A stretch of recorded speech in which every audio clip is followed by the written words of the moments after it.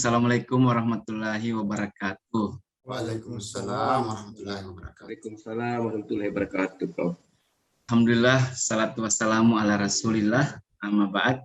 Ya, kita bicara dua hal yang mungkin bisa kita bedakan ya. Pertama, protein itu sendiri, kemudian pengentasan stunting ya, yang saya kira menjadi salah satu atau tema daripada, jadi dua hal ini menjadi tema dalam webinar kali ini. Yang pertama tentang protein itu sendiri ya, dan kemudian tentang stunting ya. Baik, saya akan membagi dalam beberapa sesi dalam presentasi ini. Pertama tentang, dalam pendahuluan akan menjelaskan sedikit tentang stunting ya, kemudian bagaimana peran protein terhadap pertumbuhan ya, kemudian bagaimana studi intervensi protein ya yang sudah selama ini sudah dikatakan bisa memberikan dampak pada penurunan stunting ya, walaupun dengan berbagai keterbatasannya. Kemudian sumber protein lokal ya. Nanti kan akan ada sesi untuk Pak Zakaria akan membahas tentang protein dari delay ya, dan kami dari Unhas tentu ada beberapa kajian bahan pangan lokal yang saya kira saya akan sedikit ya menyinggungnya dalam webinar ini. Kita tahu bahwa Indonesia merupakan salah satu negara yang masih berwarna merah ya, kalau bisa, dalam aspek prevalensi stunting di dunia ya. Jadi kalau bicara dunia, Indonesia masih berwarna terang ya, merah ya. Artinya apa? Kita masih punya PR yang berat ya. Bagaimana kita bisa menjadikan negara kita ini negara yang bebas stunting atau yang jumlah stuntingnya lebih rendah dari yang dianjurkan oleh WHO. Kita tahu bahwa di tahun 2018 kemarin ya, Susenas 2018 itu angka kita masih cukup tinggi 30,8% ya. Walaupun waktu itu berikutnya kita sudah turun sekitar 27%. Tapi kan ini menjadi masih merupakan angka di atas 20%. Nah, kalau kita lihat memang fenomena menarik dari stunting di Indonesia ini ya. Dimana kalau kita lihat memang berdasarkan kelompok umur ya, stunting itu yang lahir sudah stunting itu juga sudah cukup tinggi ya, 22,6%. Artinya apa? Salah satu yang harus kita cegah ini adalah yang lahir stunting ini. BBLR ada 6,2% yang juga masih cukup tinggi ya. Tapi stunting juga masih cukup tinggi ya. Bayi lahir dengan panjang badan di bawah 48 cm. Nah, kemudian angka ini terus meningkat ya pada usia 12 sampai 23 bulan. Ini menunjukkan bahwa ada perilaku kita ya, keluarga kita yang belum memberikan pemberian makanan yang optimal ya, selain tentu faktor-faktor lainnya seperti sanitasi ya, faktor pendidikan ibu, faktor lain yang cukup berat kita hadapi terutama di daerah-daerah yang terpencil, daerah yang jauh dari fasilitas kondisi lingkungan yang memadai ya.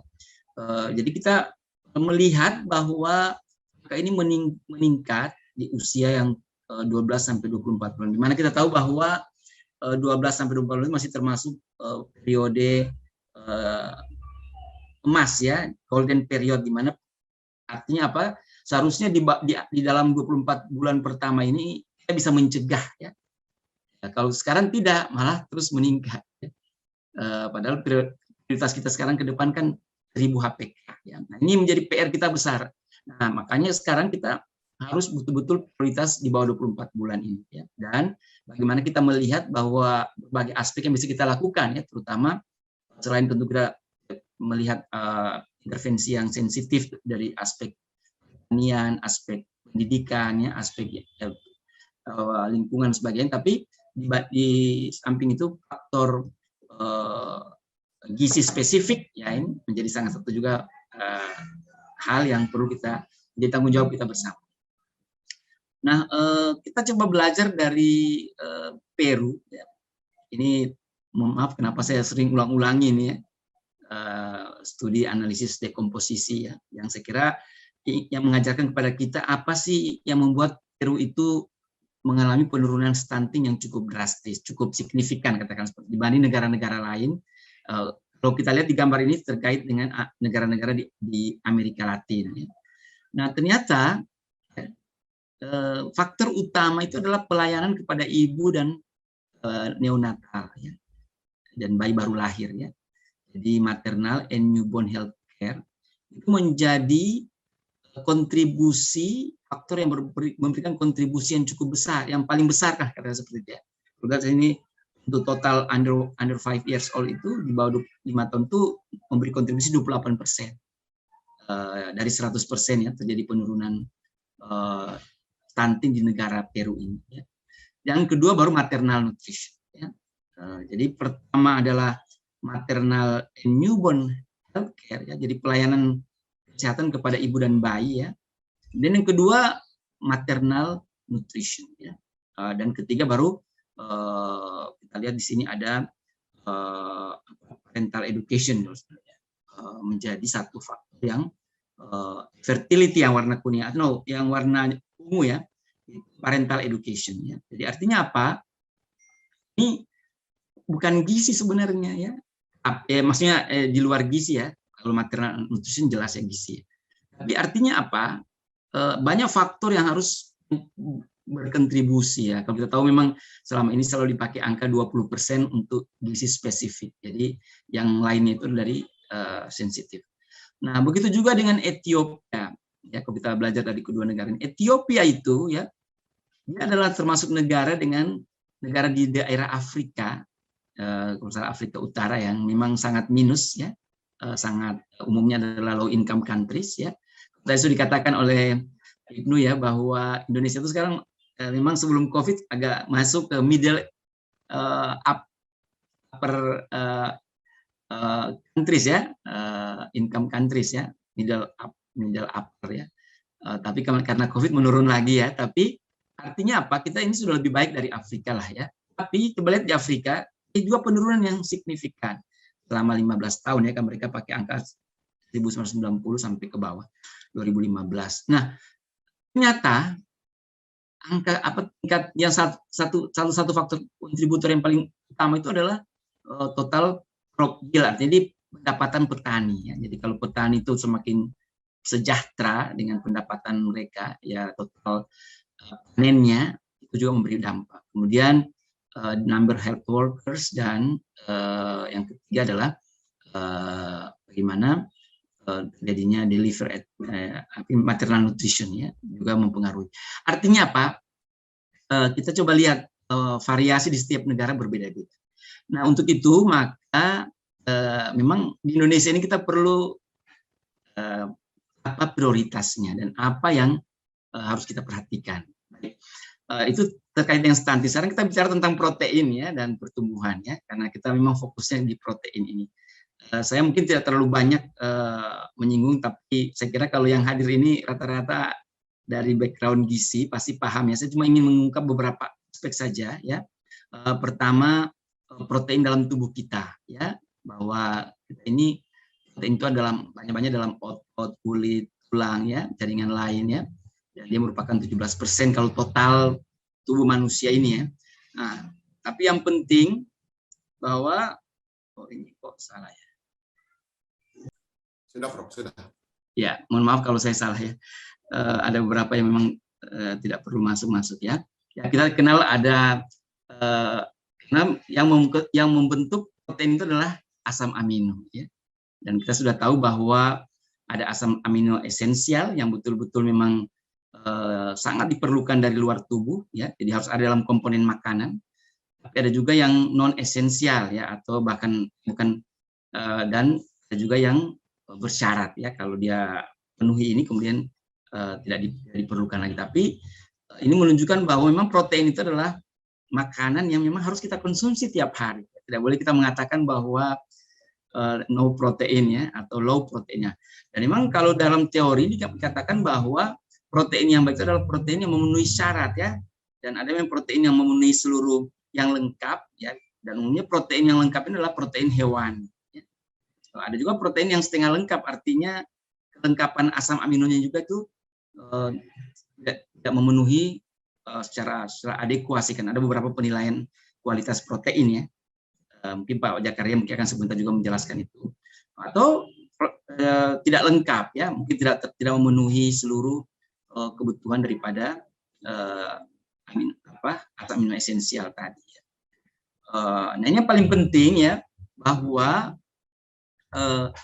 yang pertama itu protein itu sebagai sumber energi ya, walaupun bisa digantikan oleh karbohidrat dan lemak, terutama karbohidrat ya.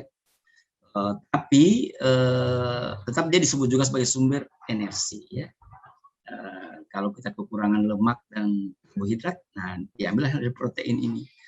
Tapi yang menentukan adalah bagaimana sebagai zat pembangun dan pengatur ya protein ini ya.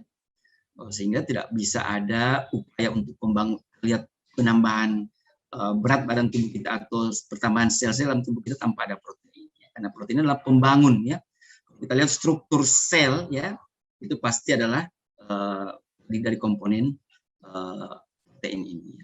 Kemudian yang ketiga ya, komponen sebagai antibodi ya. Makanya sudah saya sampaikan ya, mengapa di zaman COVID-19 ini kebutuhan protein kita harus terjaga dengan baik atau terjamin adekuat ya. Karena kalau ini tidak adekuat, maka tentu pembuatan antibodi juga akan terganggu, sehingga akan memberikan pengaruh kepada penurunan imunitas dalam tubuh kita.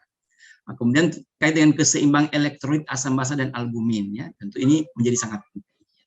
Mengapa albumin merupakan salah satu ukuran pada saat orang dikatakan dalam kondisi yang normal atau tidak ya. Karena albumin adalah protein yang dalam serum darah yang aktif dalam tubuh kita ya. Jadi kalau misalnya ada orang yang dioperasi, pasti dokter akan tanya berapa kadar albumin dalam darah. Begitu kadar albuminnya rendah dari yang seharusnya, itu biasanya pasien tidak dianjurkan untuk dioperasi karena terkait dengan bagaimana sirkulasi protein dalam tubuhnya untuk mencegah hal-hal yang langsung digunakan oleh tubuh, terutama dalam kondisi-kondisi yang berat seperti operasi dan sebagainya. Dan yang paling penting juga adalah tentang sifat-sifat keturunan ya. Nah, tadi sudah dikatakan bahwa protein ini harus dikonsumsi tiap hari ya, karena sirkulasinya dalam tubuh kita ini sangat cepat ya, dan terus-menerus dibutuhkan ya, karena selalu ada pembuatan sel-sel yang baru dalam tubuh kita ya. Ada yang berganti, di sini katakan ada yang berganti setiap setengah hari ya, ada yang setiap 6 hari, ada setiap 120 hari ya. Pergantian ini harus diikuti dengan kebutuhan. Pada saat kebutuhan tidak ada, maka akan terjadi suatu gangguan ya. Dan kebutuhannya berbeda-beda ya, tentu ada masa fase pertumbuhan seperti anak-anak ya, ibu hamil, bayi, anak-anak, protein menjadi sangat dibutuhkan ya. Kemudian orang-orang mengalami terjadi pembuangan protein yang di luar daripada yang biasanya ya, terjadi menstruasi berlebihan, hemorasi, dan tentu kebutuhan protein juga sangat terkait dengan kondisi pasien itu sendiri. Kalau misalnya pasien itu atau orang itu misalnya ada gangguan inflamasi ya, biasanya kita kan kalau ada pasien-pasien yang kita sebut metaboliknya meningkat ya, maka ini kebutuhan protein bisa melebihi daripada biasanya. Kalau biasanya cuma orang dewasa itu 0,8 sampai 1 gram per kilogram berat badan per hari, maka kalau dia mengalami infeksi ya, kebutuhan meningkat, maka itu akan bisa sampai 1,5, bahkan ada yang menunjukkan sampai 2 ya. Ini kebutuhan protein yang luar biasa ya. Nah, untuk itu maka hanya kebutuhan ini tergantung dari mutu protein, individu dan ya. Nah, sekarang kita akan lihat bahwa apa saja yang sudah dilakukan orang selama ini untuk ya, bagaimana studi-studi yang selama ini sudah dilakukan terkait dengan intervensi protein dalam penurunan stunting. Ya. Ini mohon maaf ya, saya kebetulan kemarin ya mendapat satu artikel ini ya. Saya kira ini akan mewakili artikel-artikel yang lain ya. Karena ini dipublish di Journal of Nutrition ya. Journal of Nutrition adalah salah satu jurnal yang Q1 ya, dan saya kira berreputasi yang terbaik lah ya setelah AJCN ya. Pasti ada ini ya, Journal of Nutrition ya. Ini tahun 2020 kemarin, tahun lalu itu mempublikasi suatu paper yang cukup memberikan, mencerahkan lah katakanlah ya. Walaupun ya harus diingat bahwa ini banyak keterbatasan, tapi minimal kita bisa belajar banyak dari sini ya. Ini adalah studi di suatu kota di Dhaka di Bangladesh, di ibu kota Bangladesh, Dhaka, tapi di daerah kumuhnya ya, daerah yang memang minus ya, daerah yang tinggi, daerah slum ya, slum area. Di daerah ini mereka memberikan intervensi ya, kepada anak-anak yang berusia 12 sampai 18 bulan ya. Mereka intervensi yang pendek dan berisiko pendek. Jadi yang stunting, anak-anak stunting yang di bawah -2 Z-score ya, penyampanan per umur, dan juga yang berisiko stunting. Jadi mereka bilang berisiko stunting itu adalah yang -2 sampai dengan 1. Jadi 1 pun dianggap. Ini melibatkan sekian ratus orang, jadi ada 400-an anak usia 12 sampai 18 tahun itu diintervensi dalam penelitian ini. Ini penelitian yang penelitian ini tidak diberikan hanya bukan di rumah-rumah, tapi di feeding center. Jadi dibuatlah satu feeding center di desa itu. Kemudian semua ibu itu mau membawa anaknya setiap hari di desa itu selama 90 hari. Apa yang diberikan? Pertama dikasih telur, kemudian susu sapi, kemudian yang ketiga dikasih juga itu powder mikronutrien. Ya. Jadi situ saya lihat ada mengandung vitamin A, vitamin C, vitamin iron, zinc, ya, semua terkait dengan gizi mikro yang selama ini kurang. Dan hasilnya apa? Ya, jadi ini intervensinya ya. Jadi mereka kasih 1 butir telur tiap hari, rebus. Seminggu itu hanya 6 hari ya. Jadi ada waktu istirahat 1 hari dalam setiap minggu. Mereka harus bawa anaknya ke feeding center ya. Kemudian dikasih susu ya. Tentu karena ini adalah suatu studi yang dan susu merupakan available di sana, dan kemudian juga dibuat dalam satu center, jadi terjamin higienisnya ya, dijamin ya. Kemudian saset multiple micronutrient ya. Jadi itu ya. 3 hal ini di samping itu mereka dikasih nutrition counseling. Setiap ibu itu datang bawa anaknya ke feeding center itu dikasih pencerahan ya, dikasih edukasi ya, baik terkait dengan pemberian minyak goreng ya, juga pemberian berbagai sumber-sumber protein lainnya seperti tentu yang disebut ikan, ayam, daging ya, dan juga dari aspek vegetable ya. Nah ini hasilnya ya. Jadi yang garis warna hitam yang tebal ini adalah Z-score daripada anak-anak yang mendapat intervensi. Dan sebagai pembandingnya mereka mengambil sumber data. Jadi mereka tidak melakukan ini, ada kebetulan sumber data di lokasi itu yang diteliti pada tahun 2010 sampai 2013 ya. Ada data yang mereka lihat kalau tidak intervensi waktu itu. Jadi ada data yang bersumber dari tahun 2010 sampai 2013 yang menurut mereka hanya studi observasi, kemudian juga diikuti setiap bulan diukur ya. Sedangkan untuk studi intervensi ini mereka ukur setiap 28 hari ya, setiap 4 minggu diukur lagi ya. Nah, ini hasilnya kalau kita lihat dari Z-score itu terjadi peningkatan yang signifikan ya dari setiap pengukuran 4 minggu itu. Nah, ini kan 3 bulan ya, 4 bulan.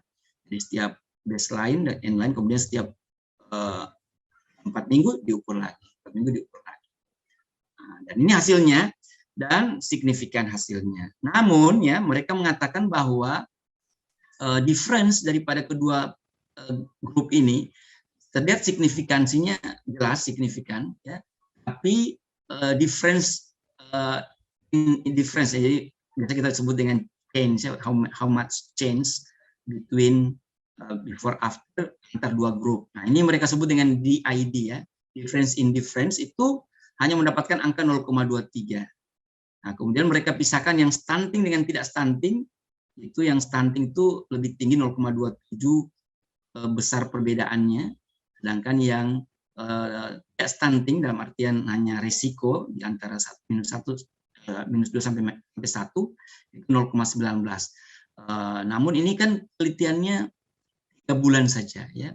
Dan kalau kita lihat baru 3 bulan ini masih banyak juga yang stunting. Kalau kita lihat, coba lihat N-line itu masih rata-rata minus 2,68. Artinya masih banyak anak-anak yang masih tetap stunting, tapi dari aspek ada peningkatan perbaikan Z-score secara keseluruhan itu terlihat peningkatan. Jadi artinya apa? Apa yang mereka simpulkan ya? Si peneliti menyimpulkan bahwa ada efek daripada ketiga komponen gizi protein ini, protein baik dari susu maupun telur.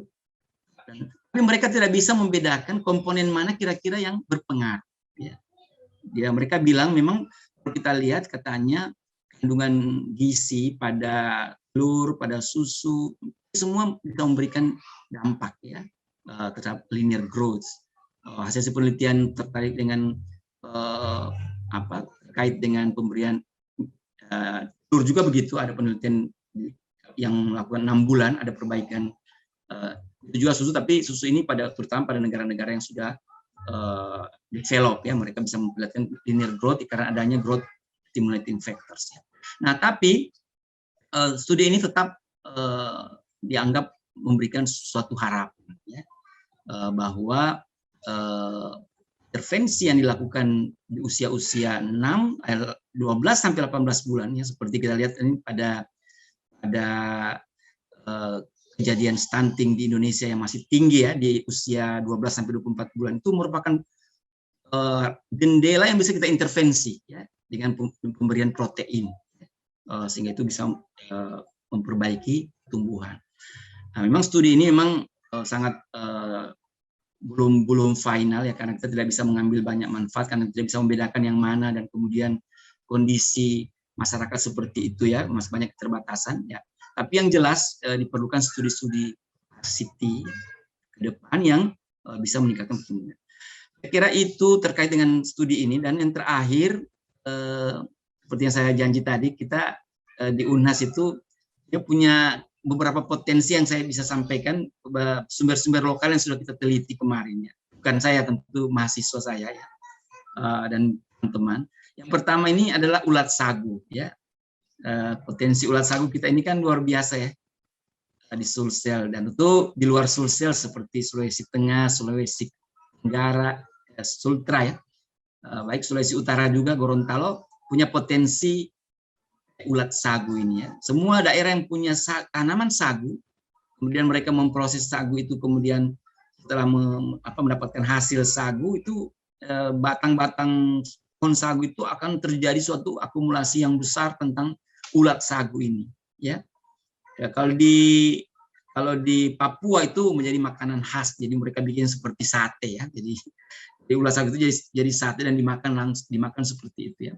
Dan sudah dipahami oleh masyarakat ini menjadi sumber protein yang bagus, dan banyak pasien-pasien HIV/AIDS yang banyak kita dengar di Papua itu mengkonsumsi ini dan merasa ada perbaikan ya. Nah, kebetulan ini mahasiswa S3 saya, Ibu Rosmin ya, ini kemudian kemarin meneliti tentang ini bersumber dari ulat sagu yang ada di Papua. Beliau ini termasuk aktivis HIV/AIDS yang melakukan beberapa kegiatan di masyarakat. Nah, beliau mencoba membuat ulat sagu dan memisahkan dari minyak, kemudian minyaknya dibuat tersendiri. Nah, apa yang beliau dapatkan bahwa ternyata dalam persediaan ulat sagu itu kandungan asam amino itu luar biasa ya, variatifnya. Ini gambaran saja dari 8 asam amino esensial. Dan ditemukan bahwa dalam ekstrak ulat sagu ini ya, untuk kita lihat kandungan gizinya ya, kita lihat lemaknya ya, itu 95% lemak itu berasal dari omega 9 yang kita tahu dengan asam oleat ya. Tadi setelah kan kandungan proteinnya ya, protein yang sangat tinggi, kemudian minyak yang kandungan minyaknya itu yang paling utama adalah oleat, asam oleat ya, omega 9. Begitu juga pada saat dia memisahkan antara tepung dan minyak ya, juga omega 9 ini dominan. Ini artinya apa? Ini saya kira peluang bagi kita ke depan. Memang sudah ada mahasiswa kita ya, S3 sekarang lagi di lapangan, Ibu saya lupa namanya, belum balik-balik nih, lagi penelitian ya di Kendari ya, beliau dosen Poltekkes gizi di Kendari, lagi membuat kalau nggak salah biskuit, saya lupa ya, tapi harapan kita ini menjadi salah satu juga intervensi yang menarik. Baik, yang terakhir sumber ikan gabus yang juga kita miliki di Sulawesi Selatan yang cukup besar. Kebetulan teman kami Prof. Abu Bakar itu mengembangkan namanya albumin ya, di mana saya salah satu tim penelitinya ya. Ini kandungannya luar biasa, 70% adalah protein ya, dan dari 7% itu adalah albumin 1% dan berbagai gizi mikro yang ada di dalamnya. Dia menunjukkan bahwa bagaimana kondisi asam amino yang tinggi itu ya, termasuk yang di sini adalah arginin yang cukup tinggi dan asam glutamat ya, di ini. Dan itu kalau kita lihat bandingkan dengan beberapa beberapa kandungan asam amino pada beberapa produk itu lebih tinggi nih dibanding putih telur. Ya, yang tidak dikalahkan itu hanya kedelai saja. Dan saya kira Zakaria sebentar akan menampilkan ya bahwa bagaimana kedelai itu punya potensi yang luar biasa. Kalau kita bandingkan dengan ikan gabus, memang ada beberapa yang tidak ada pada kedelai, karena kita tahu bahwa sumber protein hewan itu memang selalu lebih baik, ya, karena lebih lengkap dibanding ada pada nabati ya. Tapi dalam beberapa aspek ada kandungan-kandungan asam amino tertentu yang lebih tinggi ya dibanding ikan gabus. Ini penelitian kami sudah banyak ya, terutama untuk studi uji klinik. Ya. Ini semua uji klinik, ada 7 uji klinik yang sudah dilakukan ya. Ada pasien-pasien di rumah sakit Wahidin yang hipoalbuminemia, pasien-pasien yang trauma ya, atau fraktur ya, operasi fraktur. Kemudian pasien-pasien ODH, HIV/AIDS, tuberkulosis, baik tuberkulosis MDR, dan pada ibu hamil yang HIV. Nah, ini penting. Ini penelitian yang kalau kita berikan hasil pada yang luka, kelihatan penyembuhan lukanya cepat sekali. Ya. Lebih baik dibanding kalau yang tidak dikasih kapsul albumin ini. Begitu juga pada pasien-pasien HIV/AIDS, ya, yang dikasih ikan gabus ini selama 2 pekan, itu terlihat peningkatan berat badan dan kondisi pasien itu menjadi lebih baik. Ya, tentu diiringi dengan peningkatan kadar albumin dalam darah. Ya. Penelitian di Papua tentang ibu hamil yang HIV juga memperlihatkan peningkatan berat badan dan albumin pada mereka-mereka yang diberikan intervensi dengan kapsul albumin ini. Jadi memang ini protein ini menjadi sangat satu yang memberikan dampak besar. Dan alhamdulillah akhir-akhir ini kita lagi mengembangkan ya, Prof. Abu maksud saya, mengembangkan namanya Probumin Sirup ya. Nah, ini studinya masih dilakukan uji coba dulu ya, tapi dalam waktu ke depan ini kita akan membuat suatu proyek yang cukup besar ya. Nah, kalau ada dananya akan melakukan uji coba di salah satu daerah, terutama di daerah kamu yang stunting, yang kita akan berikan mungkin selama minimal 3 bulan. Kita harapkan ini ada campuran madunya ya, ada campuran, ini belum ada penelitian yang dalam jumlah yang besar, tapi kedepannya, tapi sudah melewati uji coba dari teknologi proses pembuatan sirup ini sudah terpenuhi ya, sehingga langkah berikutnya tinggal uji coba di lapangan, sehingga menjadi sangat menarik. Mudah-mudahan protein yang kita sumber lokal kita di lingkungan kita ini bisa kita manfaatkan untuk penanggulangan stunting. Saya kira sebagai penutup ya Bapak Ibu sekalian, saya hanya ingin mengatakan beberapa pesan, 3 pesan saja, bahwa memang kita tahu stunting itu bukan masalah penyelesaian cepat ya, kita perlu penyelesaian yang harus bertahap dan melibatkan banyak sektor ya, karena itu memang sunahnya seperti itu ya, bahwa tidak mungkin hanya kita saja yang bergerak untuk menanggulangi stunting ini, harus terlibat berbagai lintas sektor terkait di dalamnya. Kemudian yang kedua, protein jelas ya, dia sangat penting dan harus dalam kondisi yang adekuat ya.